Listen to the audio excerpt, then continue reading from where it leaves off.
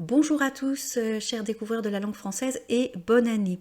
Alors, pour commencer cette année, nous allons commencer une vidéo sur les expressions françaises et également sur des expressions, des groupes de mots qui ne sont compréhensibles qu'en contexte. Alors, on a fait déjà 3 vidéos qui s'intitulent C'est quoi ce mot, qui parlent un peu du langage familier. Je vous invite à aller les consulter si vous êtes curieux. Je les mettrai également en description.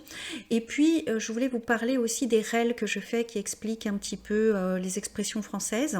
Normalement, on fait une grande vidéo et à partir de cette grande vidéo, on extrait des règles. Ben, moi, je fais l'envers. J'ai fait des règles de 35 ou 45 secondes et je trouve que c'est un peu court. Donc, dans cette vidéo, je vais en profiter pour compiler tous les règles de l'année dernière pour donner un peu plus d'explications et aussi vous donner des petits exercices en ligne. Donc, on va faire des quiz ensemble pour être bien sûr que vous avez compris. Donc également dans cette vidéo, j'en profiterai pour donner des explications complémentaires parce que parler entre 35 et 45 secondes, c'est bien sûr trop court. Alors voilà un petit peu, donc c'est vraiment une vidéo qui sera courte et un peu différente de ce que je fais d'habitude. Je vous rassure, on va faire des choses de grammaire tout au long de cette année 2025, également les podcasts, mais j'ai un travail et là je travaille sur un projet en relation avec la langue française. Je vais vous en parler dans très peu de temps, mais en attendant, je me suis dit que ce serait l'occasion pour les personnes qui ne sont pas habituées à voir les règles, d'expliquer pourquoi je fais des règles et puis surtout de donner un contenu un peu plus qualitatif en expliquant, en rentrant plus en détail sur certaines expressions et notamment en parlant aussi de choses que mes élèves m'ont fait remonter, à savoir des groupes de mots, donc des groupes nominaux, lorsqu'ils essaient de les traduire dans Google Traduction, ils ne trouvent rien ou alors ça ne veut rien dire parce que en fait dans la langue il y a une chose qui est très importante qu'il faut comprendre, c'est le contexte et c'est aussi des choses qui sont en relation avec des traditions et avec des usages qui sont typiques d'un pays. Chaque langue, si vous voulez, a ses spécificités. On vit dans un monde où on essaie de nous faire croire que tout est équivalent, que tout est traduisible, que tout est pareil et c'est faux. En fait, chaque langue a sa propre culture et en fait, la langue fait référence à une culture spécifique, c'est ça que je voulais dire. Et aussi, par exemple, dans l'humour ou dans les jeux de mots, c'est très difficile d'avoir un équivalent, voire même impossible. On peut être approchant, on peut expliquer, mais j'ai envie de dire heureusement qu'on n'est pas tous pareils parce que l'intérêt justement de découvrir une langue et une culture, c'est de découvrir quelque chose qu'on ne connaît pas et de s'enrichir personnellement sur un plan intellectuel et humain. Donc là, ce qu'on va faire dans cette vidéo, je vais revenir sur certains reels et je vais expliquer avec plus de détails et on va faire des petits jeux, donc des quiz pour vérifier que vous avez bien compris. Et bien sûr, comme je ne voulais pas juste faire une compilation, je vais également vous donner des nouvelles expressions et on va rentrer en détail, mais cette fois-ci, ce ne sera pas des expressions françaises, ce sera vraiment des choses que mes élèves ont remarquées lors de leur séjour en France. Et ils étaient un petit peu perdus, ils ne savaient pas vraiment à quoi ça correspondait. Donc je voudrais que ce soit utile pour vous, si vous découvrez la France, de quoi ça parle. Donc j'ai fait une petite sélection. Et si vous aimez un peu ce genre de vidéo, voilà, à la place d'un récap de l'année 2024, moi je vous fais un récap des expressions et je vous en rajoute des nouvelles utiles pour votre voyage et séjour. Si vous aimez bien, n'hésitez pas à me le dire en commentaire. Et puis, je ferai également, comme d'habitude, un document sur frenchdiscoveries.fr où vous pourrez télécharger les expressions et les exercices. Comme ça, vous pourrez pratiquer. Donc voilà, une vidéo un peu plus courte et différente. Et ensuite, lorsque je ne serai plus dans ce projet dont je ne peux pas vous parler pour le moment, mais sur lequel je vais communiquer par la suite, on reviendra sur des choses un petit peu plus basiques, notamment la grammaire. On va avoir aussi prochainement encore une vidéo sur l'expression française et le vocabulaire, parce que je pense que c'est très important. Mais ensuite, on va revenir à partir du mois de février, on reviendra sur quelque chose de plus classique et académique, j'ai envie de dire. Mais en même temps, pour moi, apprendre une langue, c'est aussi apprendre les nuances de la langue, apprendre un petit peu les subtilités. Et donc j'espère que cette vidéo vous plaira. N'hésitez pas à me le dire en commentaire. Je vous souhaite encore une fois une bonne année. Et puis vous savez, c'est la période de la galette. Alors on avait lu dans le podcast l'année dernière une très belle nouvelle de Guy de Maupassant qui s'appelle Mademoiselle Perle, qui parle à la fois de galette et d'amour. Alors bon bah écoutez, profitons de cette période pour réécouter cette magnifique histoire d'amour, et puis continuons aussi donc à découvrir les plaisirs et les subtilités de la langue. Donc tout de suite nous avançons sur les règles et des explications. Et ensuite, donc suivez la timeline, hein. Vous avez les chapitres pour ceux qui connaissent déjà et qui veulent aller plus vite. Eh bien, j'ai mis quelques expressions en relation avec une chose très importante pour les Français, à savoir la nourriture, parce que la nourriture et la boisson, puisque quand on visite, c'est des choses qui nous intéressent. Donc, j'ai rajouté quelques expressions et quelques explications pragmatiques afin de vous aider. Je vous dis à très bientôt.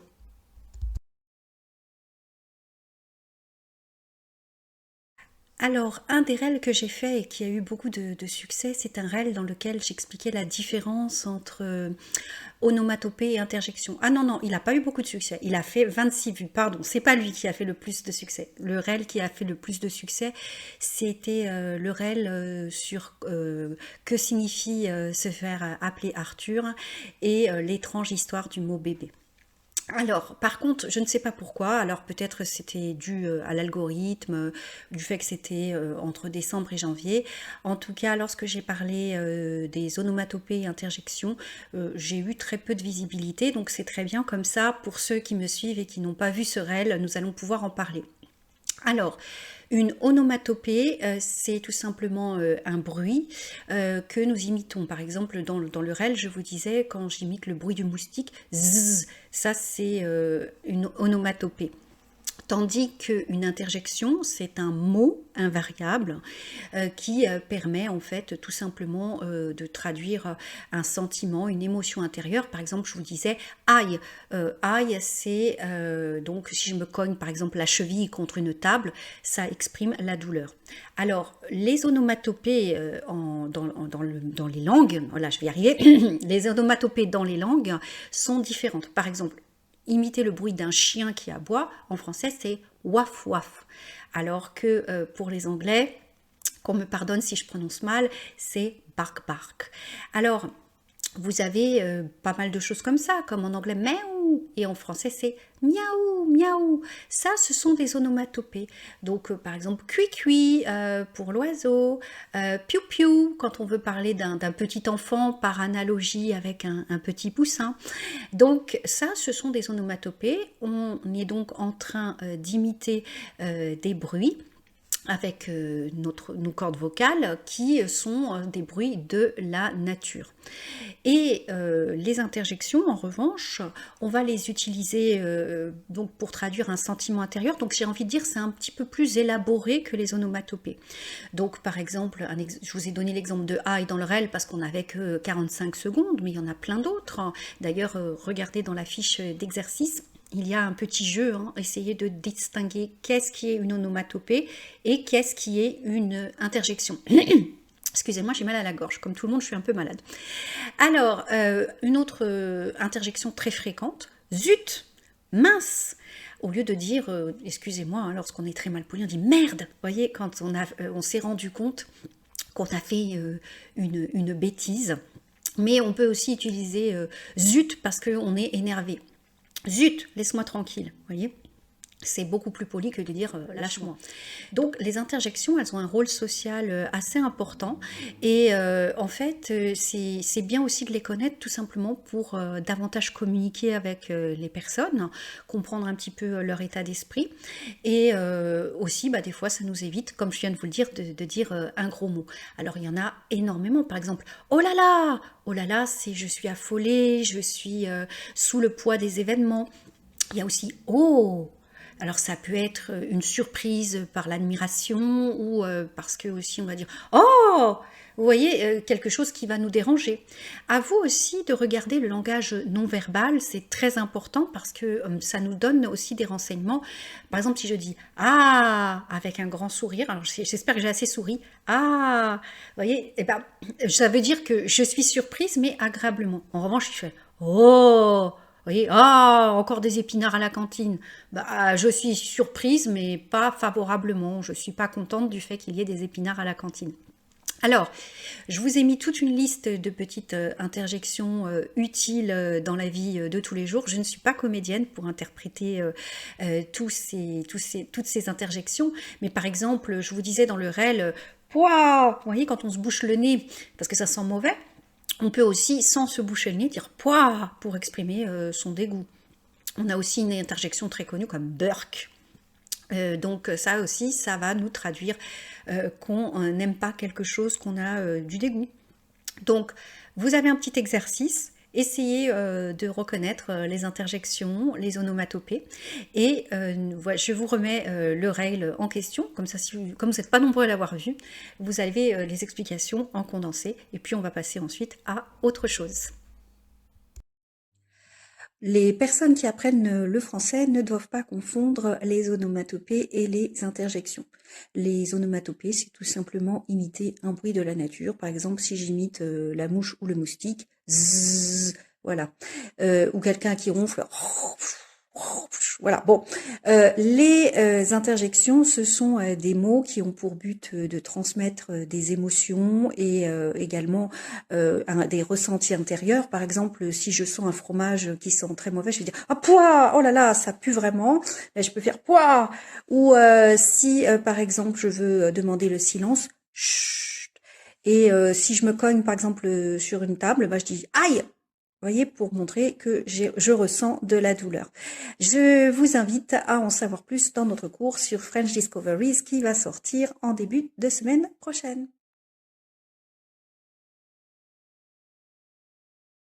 Alors maintenant je vais vous parler, là c'est pas une expression, c'est un ensemble de mots qu'ont croisé certains de mes élèves en vacances en France, ils n'ont pas compris.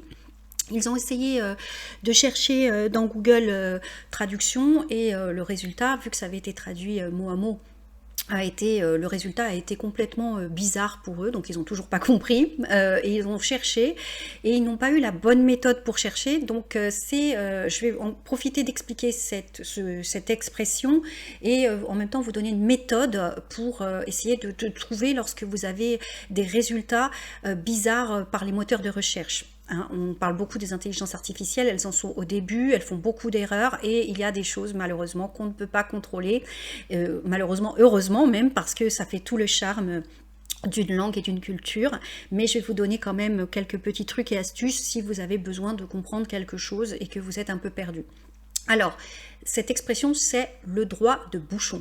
Alors, les élèves étaient donc en vacances en France et ils ont entendu des personnes parler du droit de bouchon. Et donc, lorsqu'ils ont en fait cherché une traduction, et ben en fait ils ne comprenaient absolument pas ce que voulait dire le droit de bouchon. Alors ce n'est pas une expression, donc déjà ils cherchaient mal, donc quand vous ne comprenez pas quelque chose, déjà il faut chercher, est-ce que c'est quelque chose d'idiomatique, est-ce que c'est quelque chose, une expression française, ou est-ce que c'est tout simplement un groupe de mots, donc un groupe nominal qui a un sens particulier. Donc le droit de bouchon, c'est très bien, parce que le droit de bouchon, c'est une ancienne coutume qui datait du XVIIIe siècle, et vous savez qu'au XVIIIe siècle, on venait d'inventer le restaurant, juste avant la Révolution française.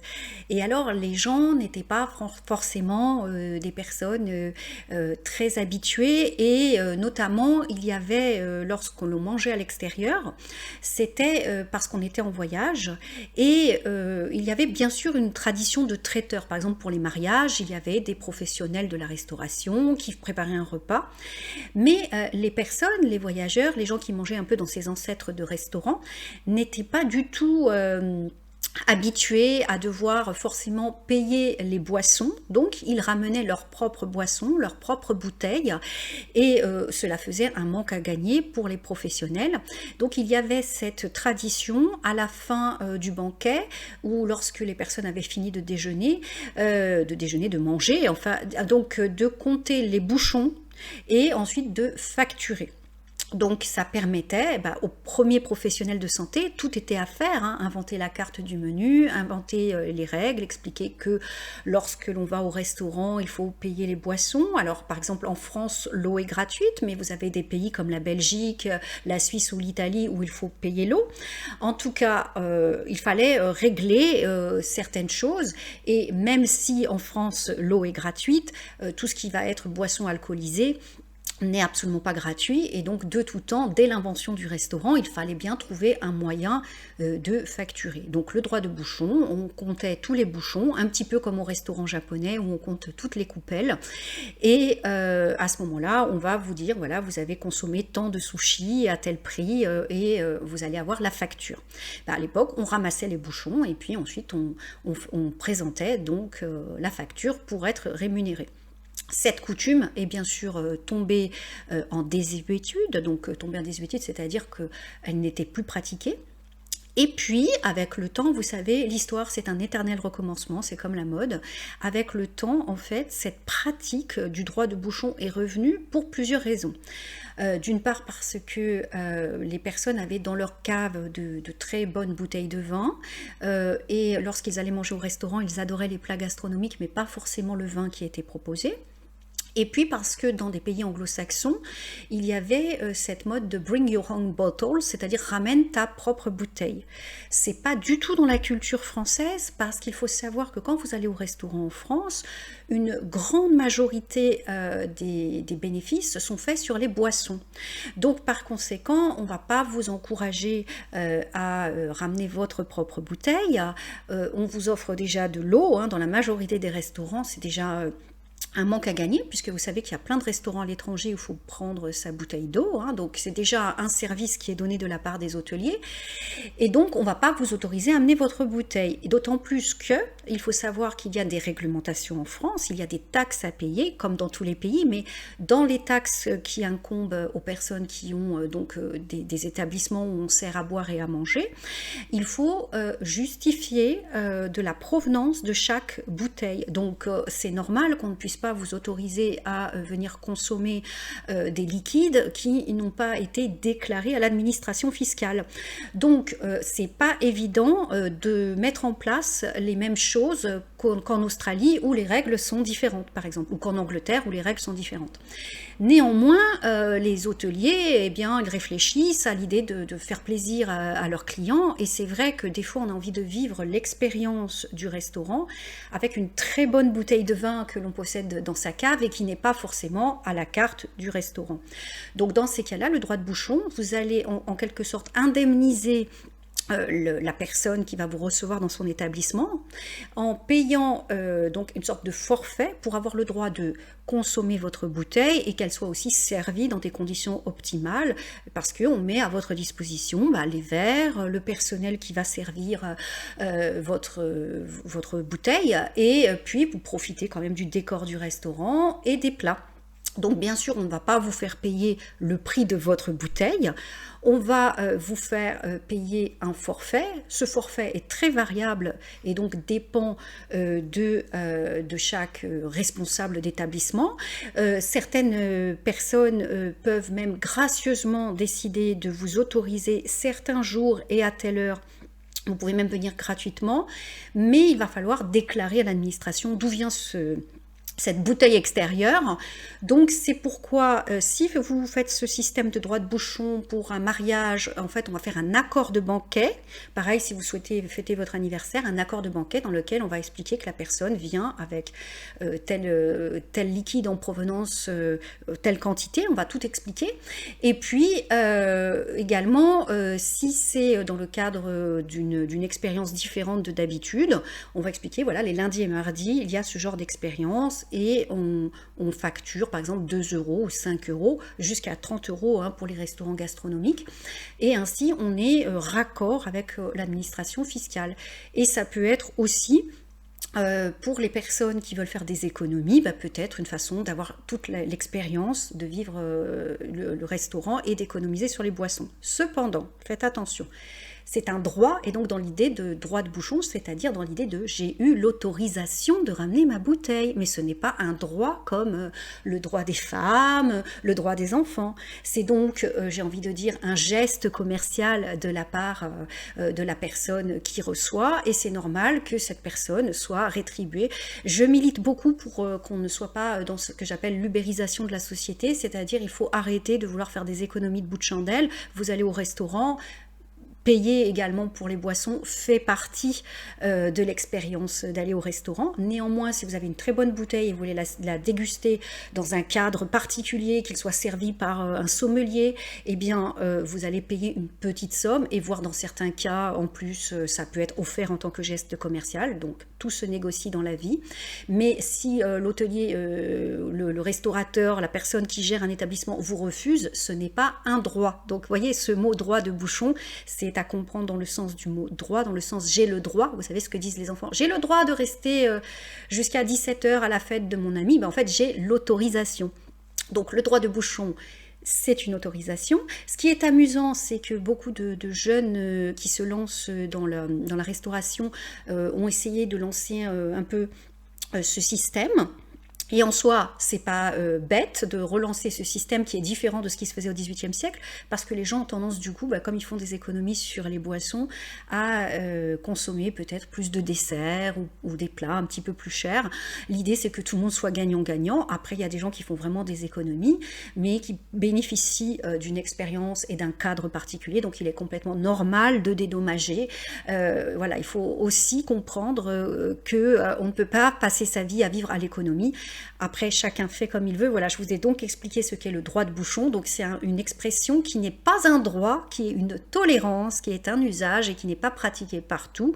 Et heureusement, parce que vous avez aussi une autre alternative, c'est qu'on vous propose de payer des vins moins chers avec un caviste qui va donc vous proposer des choses qui vont avec vos plats. Et donc, il y a une petite partie sur certaines cartes. Moi, j'ai testé ça en Hongrie, pas en France, dans un palace où j'avais été invitée pour mon anniversaire. Je me suis remis à un professionnel. Je pense qu'il y a des professionnels de la restauration, des professionnels des boissons, mais néanmoins ça existe. Alors je tenais à l'expliquer parce que mes élèves étaient anglo-saxons et ils ne comprenaient pas pourquoi ils ne pouvaient pas ramener leur bouteille. Je dis ce qui se fait en Australie n'est pas du tout la même chose qu'en France. La restauration est différente, la législation est différente, et encore une fois, il ne faut pas passer sa vie à consommer de manière économique. C'est normal de faire des économies, mais il y a aussi des choses qui se paient. Et aussi, il faut rétribuer le travail des professionnels. C'est très important. C'est pas évident d'être restaurateur. Et vous vivez une expérience. Après, si vous voulez déguster une très bonne bouteille dans un cadre particulier, ça c'est une autre démarche, mais si c'est juste parce que je veux faire des économies et que finalement ce n'est pas possible, il ne faut pas en vouloir à la personne. Donc voilà, droit de bouchon, c'est un usage, une ancienne coutume au début du restaurant, et maintenant c'est tout simplement une nouvelle façon de consommer à certains jours, selon certains établissements qui l'acceptent ou non. Et moyennant un forfait, vous pouvez ramener votre bouteille, mais ce n'est pas obligatoire et c'est plutôt une gentillesse et une tolérance. Voilà. Bon, ça c'était pour... donc, au niveau de la méthodologie, comment trouver, vous voyez, parce que c'est très complexe finalement, donc comment trouver en fait l'explication? Tout simplement, vous tapez droit de bouchon entre guillemets, vous allez avoir beaucoup d'articles de presse qui vont en parler, voire vous tapez le mot-clé Wikipédia, et à ce moment-là, vous allez tomber sur des sources authentiques. Et c'est les sources authentiques qui vont vous permettre de comprendre ce que signifie ce groupe de mots que vous n'avez pas compris. On va le revoir, là j'ai été un petit peu vite peut-être, donc je répète, vous tapez l'expression que vous ne comprenez pas, vous ne cherchez pas Google Traduction ou n'importe quelle traduction, vous cherchez plutôt avec un mot-clé comme Wikipédia ou un mot-clé comme définition, où vous mettez l'expression entre crochets et vous regardez, vous allez avoir des liens de site internet et généralement, bah là, comme c'était dans un restaurant, vous consultez les sources en relation avec le restaurant et à ce moment-là, vous allez réussir à trouver votre réponse. Alors, les réseaux sociaux sont toujours très étranges. Un reel qui a eu énormément de succès, c'est « T'as tiqué quand Cathy t'a quitté ». Alors, cette petite expression qui ressemble donc à une onomatopée, c'est en fait une phrase répétée de manière très rapide et qui est extraite d'une chanson de Bobby Lapointe, Ta Cathy t'a quitté. Et en fait, ce reel a eu énormément de succès, mais donc aussi beaucoup de haters. Et donc j'avais dit, je vous laisse trouver la phrase et je vous donnerai ensuite la solution et je vous dirai d'où c'est issu. Et en fait, j'ai désactivé les commentaires et donc je n'ai pas pu communiquer avec vous. Donc je vous le donne maintenant. Donc la phrase c'était, regardez à l'écran, t'as tiqué quand Cathy t'a quitté. Donc en fait, t'as tiqué, ça veut dire tu n'as pas été de bonne humeur, hein, ça t'a agacé. Quand Cathy t'a quitté, bah, quand Cathy s'est séparée de toi. Et donc c'était une référence à cette chanson de Bobby Lapointe. Je vous remets ce reel hein, qui a bien marché et avec, là maintenant vous avez les explications. Bonjour à tous, que veut dire t'as tiqué quand Cathy t'a quitté? Alors, si vous avez compris ce que j'ai dit en phonétique, je répète, t'as tiqué quand Cathy t'a quitté. Si vous avez compris, mettez en commentaire ce que vous avez entendu et surtout, bah, qu'est-ce que ça veut dire? Que signifie? Alors, je le répète une troisième fois. T'as tiqué quand Cathy t'a quitté. Et pour vous donner un petit indice, sachez que ce n'est pas une création personnelle, mais la création d'un grand artiste de la chanson française. Voilà!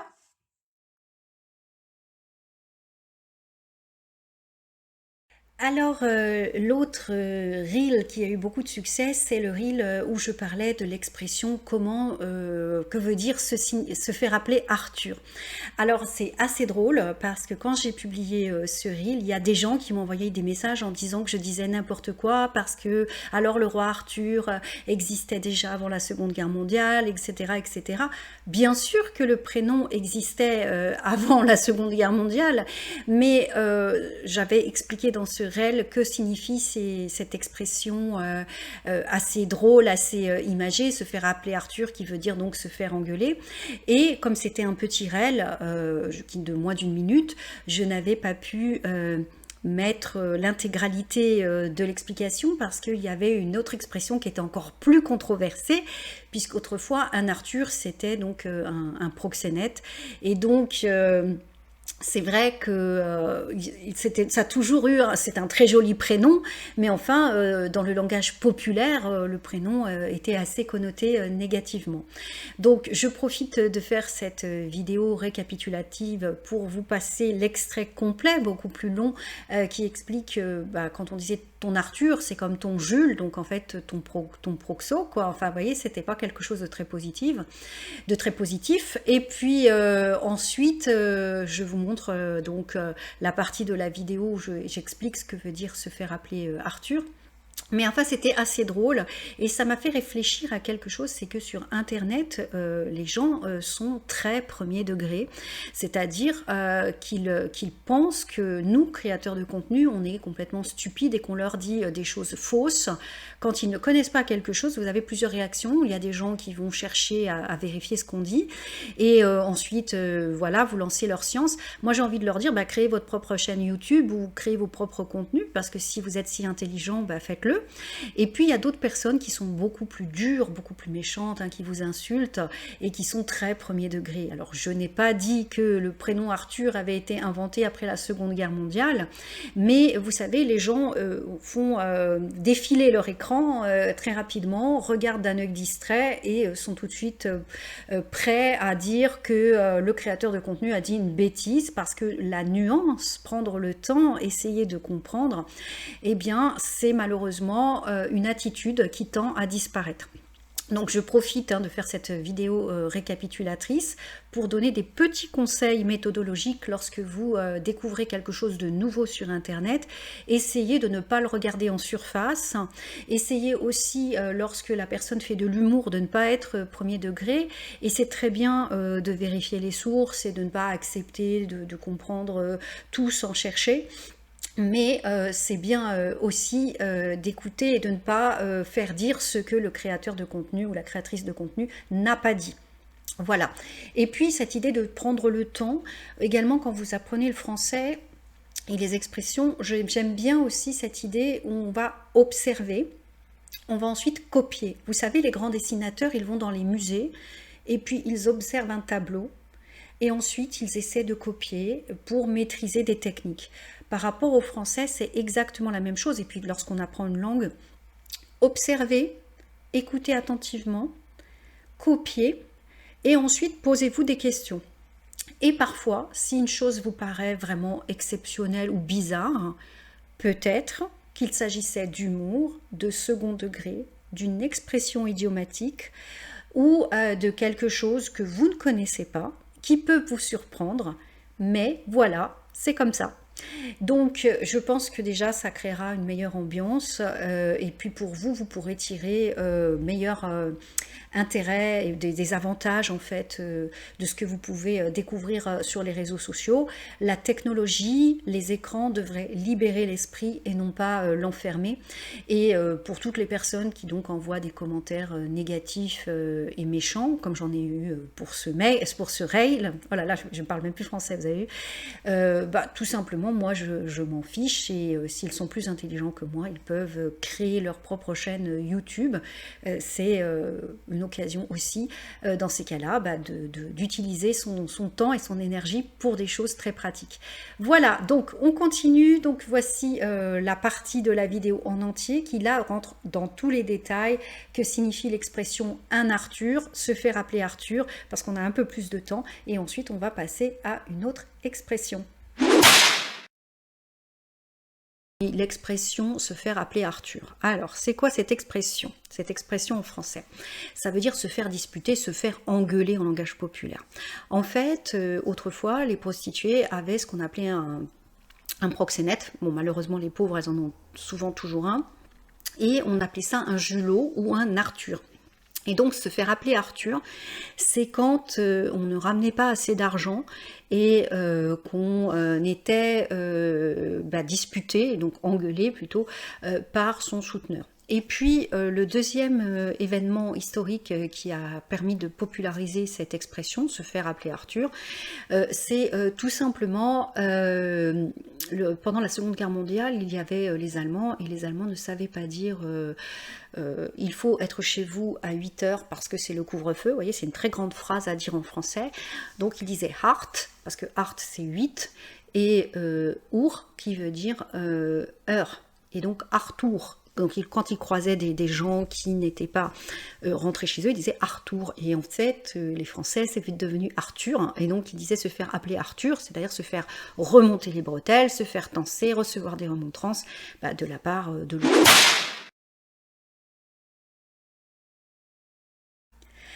Alors, l'expression être dans le pétrin, c'est typiquement une expression qui m'a posé problème avec le format des Reels de moins d'une minute parce que je me suis rendu compte en réécoutant ce Reel qu'on pouvait penser que je disais qu'être dans le pétrin, c'était par rapport à la pâte.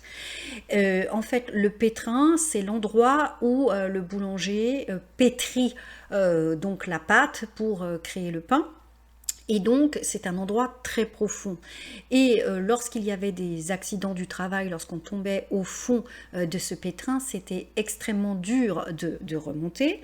Et aussi, être dans le pétrin, c'est être aussi un peu comme la pâte. Vous voyez, la pâte qui colle au doigt, la pâte qui, effectivement, est pleine de... c'est désagréable. Donc, ça fait référence, être dans le pétrin, ça veut dire avoir des soucis, avoir des ennuis, mais aussi il m'a mis dans le pétrin, c'est-à-dire il m'a causé des soucis. Un peu comme quelqu'un qui vous aurait poussé au fond de ce pétrin et vous avez énormément de mal à remonter. mais aussi être dans le pétrin, un peu comme si vous étiez cette pâte là qui était en fait remuée, broyée, et donc vous en subissez les conséquences, vous êtes vraiment pas bien, et donc c'est une expression très forte hein, qui veut dire avoir de gros ennuis. Ou alors, il m'a mise dans le pétrin, il m'a causé de gros ennuis. Avec le format Durel, je vais vous le remettre après, j'ai eu l'impression d'être vraiment parcellaire. Et c'est aussi pour ça que j'aime beaucoup ce qui se fait sur YouTube. Sur YouTube, on a la possibilité de créer des formats de différentes tailles, alors que sur d'autres supports, hein, l'attention va être concentrée sur vraiment quelque chose de très court. Donc ça nous oblige à être synthétique, et parfois on ne peut pas être synthétique. Donc c'est toujours intéressant en termes de méthodologie. Si vous voulez apprendre des choses nouvelles, essayez de peser le pour et le contre, et donc de parfois avoir besoin de plus d'informations et de ne pas vous contenter de choses rapides. La même chose, je fais un petit parallèle, la même chose lorsque vous regardez un film. Beaucoup de gens regardent les films en accéléré pour savoir ce qui se passe, alors que tous les moments contemplatifs, tous les moments où vous avez l'impression qu'il ne se passe rien sont des moments importants. Lorsqu'on lit un livre, ou lorsque l'on regarde un film, ou lorsqu'on essaie de comprendre une expression, on en revient à ce que je disais précédemment par rapport au temps. N'essayez pas d'aller plus vite que la musique. Décidément, je ne parle qu'en expression, c'est-à-dire n'essayez pas d'accélérer le rythme. Prenez vraiment le temps et reconnaissez que parfois il va falloir donc donner une explication plus longue et que ça ne peut pas être instantané. On vit dans une période de technologie, donc on est habitué à ce que tout soit rapide. Vous voyez, là, au moment où j'enregistre cette vidéo, c'est le 9 janvier. Ben, moi, j'ai l'impression d'être déjà au mois de mars, vu toutes les demandes. Tout le monde va sur un rythme effréné. Et c'est important de prendre son temps. Alors d'autant plus quand on apprend une langue, il y a un processus d'apprentissage. Il faut quand même plusieurs semaines et plusieurs mois avant d'être opérationnel. Donc il ne faut pas se décourager. Là c'est le mois de janvier, tout le monde est plein de bonnes résolutions. On a envie d'apprendre, de faire des choses, et puis après on se dit ah c'est difficile et on abandonne. En fait la persévérance c'est la clé, je pense que ça on l'entend beaucoup, et c'est aussi quelque chose de difficile à faire, donc si vous n'y arrivez pas du premier coup, si vous n'êtes pas persévérant du premier coup, ne vous culpabilisez pas, mais essayez de faire une technique des petits pas, d'apprendre progressivement, et donc accepter de prendre votre temps. Vous voyez, comme moi là, pour mon expression être dans le pétrin, j'aurais bien eu besoin d'avoir 2 ou 3 minutes et non pas moins d'1 minute pour correctement expliquer cette expression. Néanmoins, certains ont aimé et m'ont dit que c'était effectivement assez court et ramassé, et effectivement beaucoup de personnes ont apprécié ce réel, je vous le remets. Mais c'est vrai que voilà, je l'ai mis dans cette sélection de récapitulatifs parce que j'avais envie aussi de parler un petit peu plus autour de cette expression. Que signifie l'expression être dans le pétrin? Le pétrin, c'est une sorte d'ustensile utilisé par les boulangers pour pétrir et malaxer la pâte. La pâte à pain ensuite est collante, et si on la prend avec ses doigts, on a beaucoup de mal à s'en débarrasser. De nos jours, être dans le pétrin veut donc dire qu'on se retrouve un peu dans cette situation d'une pâte qui colle aux doigts et dont on a beaucoup de mal à se débarrasser, et donc cela signifie avoir des ennuis, être dans une situation compliquée. On va aussi l'utiliser quand quelqu'un nous attire des ennuis, cette personne m'a mise dans le pétrin.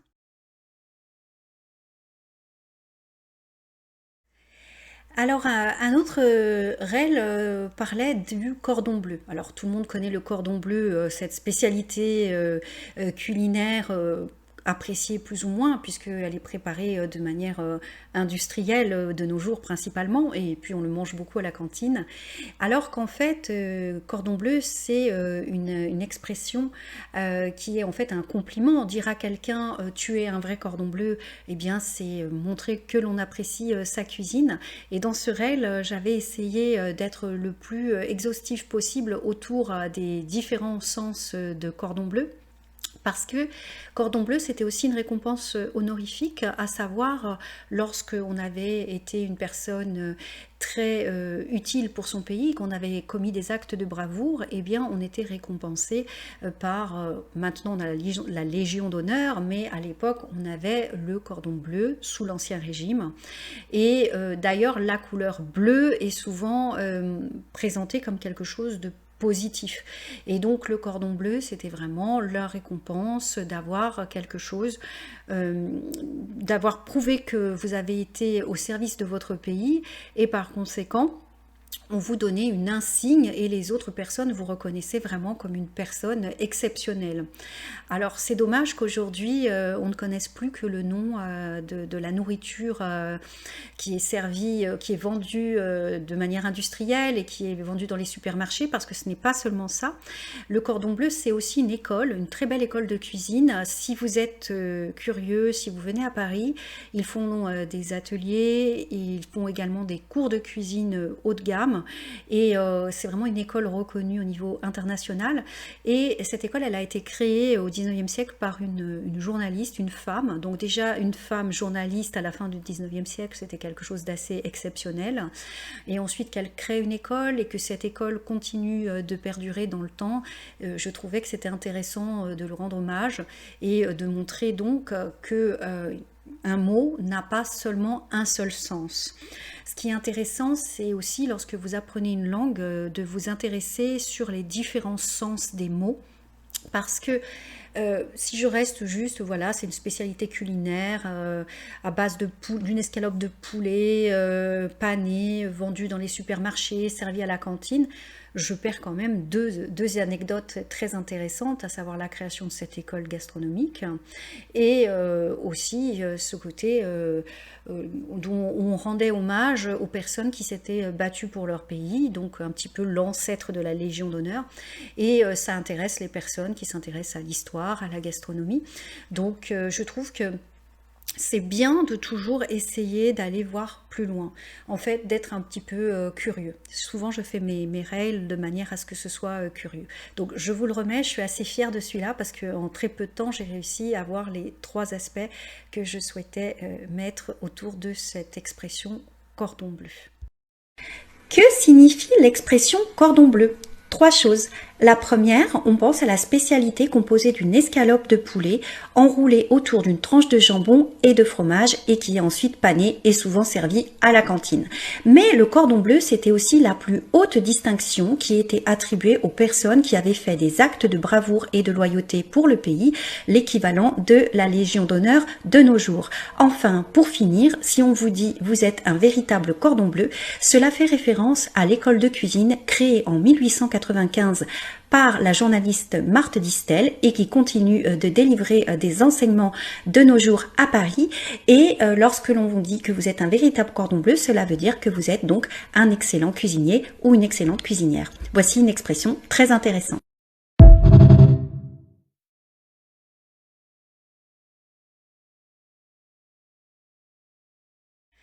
Alors, entre Noël et le jour de l'an, je vous ai fait un reel qui s'appelait Que signifie la trêve des confiseurs, puisque entre Noël et le jour de l'an, c'est une période où on achète quand même beaucoup de chocolat, beaucoup de pâtisseries, et il y a cette expression française, la trêve des confiseurs, et c'était vraiment pas fait exprès, mais c'est tombé au moment de la crise politique, donc c'était assez drôle de rappeler qu'au 19e siècle, il y avait eu également exactement le même style de crise politique, à savoir que les différents partis avaient eu du mal à s'entendre pour créer un gouvernement commun, et que la presse satirique de l'époque avait inventé donc l'expression la trêve des confiseurs, qui signifie donc en fait une période de repos, donc traditionnellement la semaine entre Noël et le jour de l'an. Et alors ce réel a eu beaucoup de succès, mais beaucoup de personnes ne connaissaient pas cette expression, et c'est vrai que c'est une expression qui est utilisée de manière saisonnière, hein, puisque c'est vraiment pour une période de l'année. Donc il peut vous arriver, lorsque vous apprenez le français, que vous lisiez des articles ou que vous entendiez quelqu'un parler de quelque chose qui fait référence à une saison, et qui, au moment où vous lisiez cette phrase, vous vous dites, mais ça n'a aucun sens. C'est aussi pour ça que je vous dis que c'est très important de ne pas juste être premier degré, de ne pas juste être dans le mode critique, mais d'essayer de remettre le contexte et d'essayer d'aller voir un petit peu plus loin que le côté immédiat. Il y a des gens à croire que leur job c'est juste pointer ce qui va, ce qui ne va pas. Donc là vous voyez par exemple je ne fais aucun cut, j'enregistre ma vidéo très rapidement parce que j'ai pas beaucoup de temps de faire des vidéos en ce moment, et les personnes qui me feront des commentaires parce qu'à un moment je répète, parce que j'ai vite parlé, que j'ai mal prononcé, je m'en fiche profondément. Je pense qu'on devrait mettre cette énergie dans vraiment, si on ne comprend pas, essayer de réécouter et de chercher et se poser une question essentielle: dans quel contexte les choses ont-elles été dites, et aussi de toujours se rappeler que l'histoire c'est quelque chose qui recommence tout le temps. Donc lorsque on va parler d'une crise politique, c'est pas parce qu'on va critiquer une crise politique actuelle, mais c'est qu'il y en a eu des tonnes dans l'histoire et qu'il y en aura certainement d'autres au futur. Donc je vous remets ce petit reel que j'aime beaucoup et qui m'a beaucoup fait rire au niveau des réactions que j'ai eues, puisque certains ont cru que c'était un message politique caché. Pas du tout, c'était juste par rapport à une saison, donc la saison entre Noël et le jour de l'an, et je trouvais aussi amusant de faire un clin d'œil sur le fait que l'histoire se répétait. Que signifie l'expression trêve des confiseurs? Cela n'a rien à voir avec les confiseurs.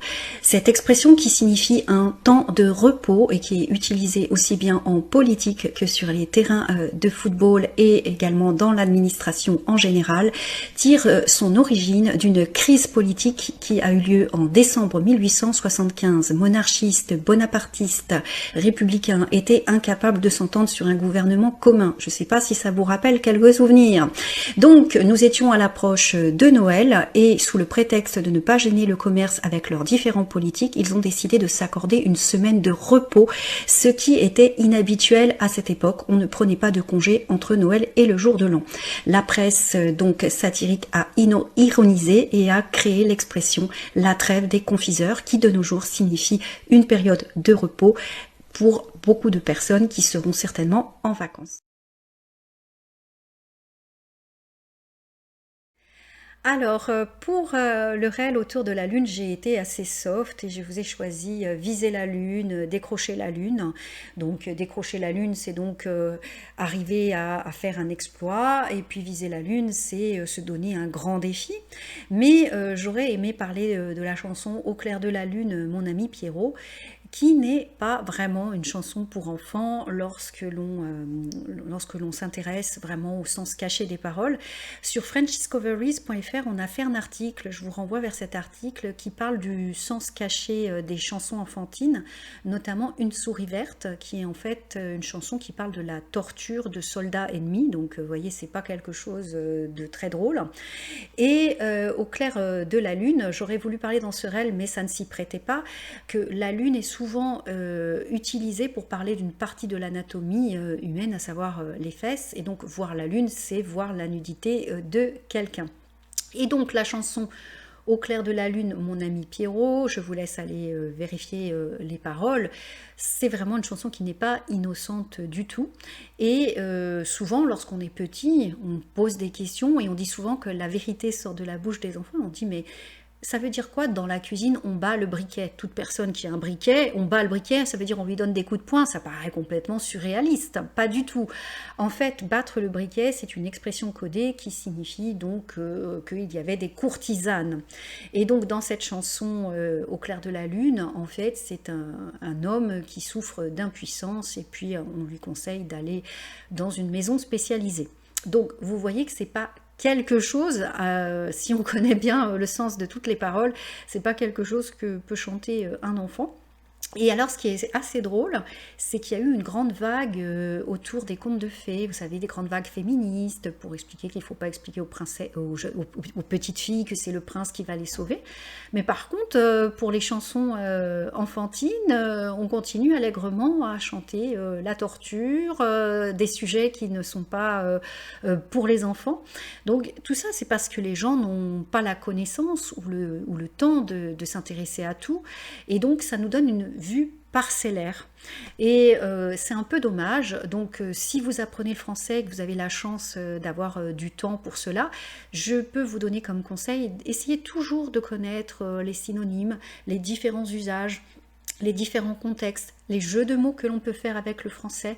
Et n'hésitez pas aussi à lire, lorsqu'on lit les classiques, n'hésitez pas à lire aussi des ouvrages plus anciens où il y a des sens différents, des histoires différentes, et ça va vous ouvrir tout un univers intéressant. Alors bien sûr, je n'ai pas pu parler de ça dans ce petit réel où je parlais de que signifie décrocher la lune et viser la lune, parce que en fait, beaucoup de mes élèves m'avaient dit, je ne comprends pas pourquoi dans l'entreprise, mon patron a dit, avec ce contrat, on a décroché la lune.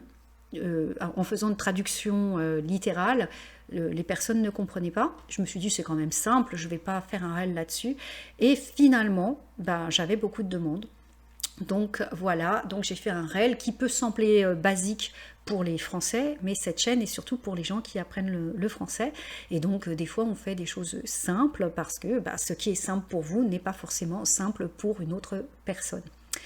Voilà un petit peu ce que je peux dire sur ce réel que vous allez entendre.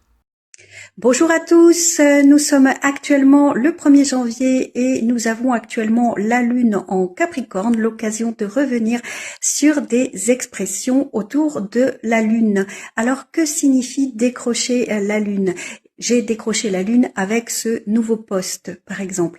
Eh bien, tout simplement, cela veut dire j'ai réussi un exploit que je pensais personnellement impossible. J'ai obtenu ce poste qui me paraissait inatteignable. Également, lorsqu'on est très amoureux, on dit pour toi, j'irai décrocher la lune. Écoutez, c'est une preuve d'amour. Ça veut dire que pour toi, je suis prêt à relever tous les défis. Pour toi, je suis prêt à essayer de tenter de réussir l'impossible.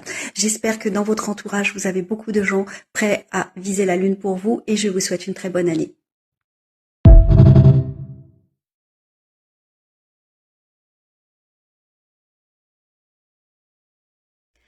Alors, autre réel qui a bien marché, Paris vaut bien une messe. Alors, celui-là, par contre, je l'avais fait exprès parce que je savais qu'il y allait avoir l'inauguration de Notre-Dame de Paris à Paris, donc. Et je trouvais intéressant de rappeler cette citation qui a été attribuée à tort à Henri IV, et donc dans laquelle, en fait, soi-disant, Henri IV aurait dit Paris vaut bien une messe parce que il avait décidé d'abdiquer sa religion protestante pour la catholique au profit d'être roi des Français. Donc l'expression Paris vaut bien une messe, je ne vais pas répéter l'explication d'Iril, hein, vous allez l'entendre juste après. Mais je me suis dit, tiens, c'est marrant, on va y avoir justement une grande messe à Paris. Donc ça peut être bien de faire un petit clin d'œil à une expression française que j'entendais souvent dans mon enfance et que j'entends beaucoup moins de nos jours, mais que je trouve très amusante. Et voilà un petit peu, donc ce réel-là, je l'ai fait effectivement parce que c'était un écho avec l'actualité. Mais encore une fois, la langue comme l'histoire se répète et donc les échos et tout simplement de faire référence et de pouvoir l'utiliser de manière humoristique, c'est un procédé qui est utilisé par les écrivains, par les journalistes et c'est aussi et par les publicitaires aussi lorsqu'ils font des références à certains produits. Donc c'est vrai que là je fais un petit clin d'œil et le plus drôle c'est que j'ai même pas regardé la cérémonie d'inauguration pour des raisons personnelles, je pense que je la regarderai plus tard, mais je trouvais qu'il y avait un petit peu trop d'hommes politiques pour quelque chose de spirituel et je préférais donc me concentrer sur d'autres choses et voilà, c'est pour ça que en fait j'ai posté le réel et il y a eu beaucoup de succès et j'avais complètement oublié ensuite alors que j'y pensais quand je l'ai fait, j'ai oublié ensuite qu'il y avait cette cérémonie et tous ces chefs d'État. Et en fait, beaucoup de personnes m'ont dit, bah oui, c'est drôle. Et ensuite, on cherchait des explications là où il n'y en avait absolument pas. À l'origine, c'est juste un petit clin d'œil à l'actualité, mais sans plus. Que signifie l'expression Paris vaut bien une messe? Eh bien, c'est une phrase qui a été attribuée sans preuve aucune au roi Henri IV, qui était protestant et qui, par son mariage avec la fameuse reine Margot, a dû abjurer, a dû renoncer sa religion protestante au profit de la religion catholique afin d'être le roi des Français. Et la légende dit que donc Paris vaut bien une messe. En fait, cela signifie renoncer à quelque chose qui compte pour nous, pour quelque chose qui a une valeur supérieure. En l'occurrence, pour Henri IV, c'était de devenir roi de France.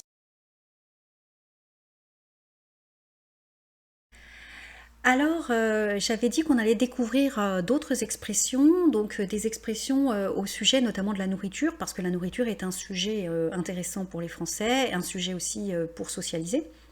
Et il y a une expression qui est à la fortune du pot.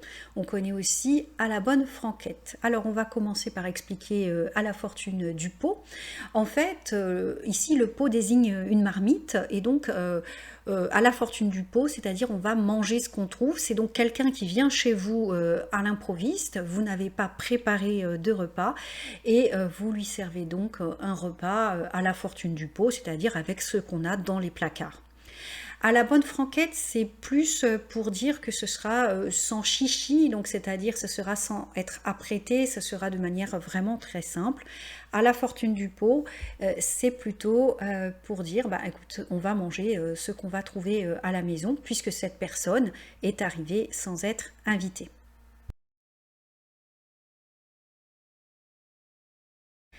Alors, je voulais quand même faire une expression sur à la bonne franquette, parce que à la bonne franquette, en fait, franquette, c'est un dérivé normand de franchement, sincèrement, et en fait, ça veut dire tout simplement de manière simple. Donc, on va se faire un repas à la bonne franquette, et ben, ça veut dire tout simplement, on va se faire un repas simple et franchement, donc vraiment, je te donne ce que j'ai et je ne fais pas de manière avec toi.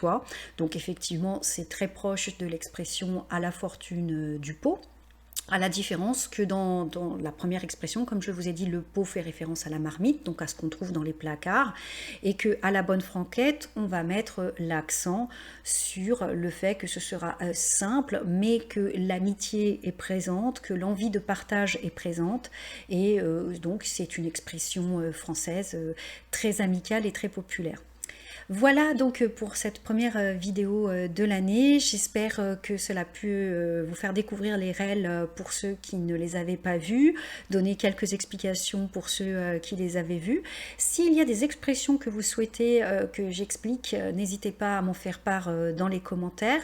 Comme je vous l'ai dit, je travaille actuellement sur un grand projet, donc en ce moment, je suis un peu moins présente sur YouTube, mais dès février, tout va revenir à la normale.